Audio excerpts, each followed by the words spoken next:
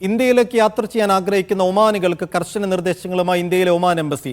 യാത്രയുടെ ആവശ്യമനുസരിച്ചുള്ള വിസ എടുക്കണമെന്നും വിസയുടെ കാലാവധി കഴിഞ്ഞാൽ വലിയ തുക പിഴ ഈടാക്കുമെന്നും എംബസി ഒമാൻ പൗരന്മാരെ അറിയിച്ചു.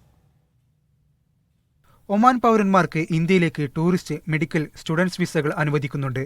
ഓരോ വിസയുടെ കാലാവധി അത് അനുവദിക്കുമ്പോൾ തന്നെ രേഖപ്പെടുത്തുന്നുണ്ട്. ഇന്ത്യയിലേക്ക് യാത്രാ ഉദ്ദേശത്തിനനുസരിച്ചുള്ള വിസ തിരഞ്ഞെടുക്കാനും കാലാവധി കഴിയുന്നതിന് മുമ്പ് രാജ്യം വിടാനുള്ള ഒരുക്കങ്ങൾ നടത്തണം. കാലാവധി കഴിഞ്ഞാൽ ഇന്ത്യ വിടാൻ കഴിയില്ല. അല്ലെങ്കിൽ വിസ കാലാവധിക്ക് ശേഷം എക്സിറ്റ് വിസ നിലനിൽക്കുന്നുണ്ടെങ്കിൽ മാത്രമേ ഇന്ത്യ വിടാൻ സാധിക്കുകയുള്ളൂ. ഇതിനായി 100 ഒമാൻ റിയാലിലധികം ചിലവ് വരും. അതിനുള്ള പ്രോസസ്സിംഗിനായി ചുരുങ്ങിയത് 3 പ്രവൃത്തി ദിവസങ്ങൾ എടുക്കുകയും ചെയ്യും. ഇന്ത്യയിലെ നിയമങ്ങൾ കർശനമാണെന്നും അതിനാൽ ഇന്ത്യയിലേക്ക് പുറപ്പെടാൻ ആഗ്രഹിക്കുന്ന ഒമാൻ പൗരന്മാർ നിയമങ്ങൾ പാലിക്കാൻ ശ്രദ്ധിക്കണമെന്നും ഇന്ത്യയിലെ ഒമാൻ എംബസി പ്രസ്താവനയിലൂടെ അറിയിച്ചു. Media 1 Muscat.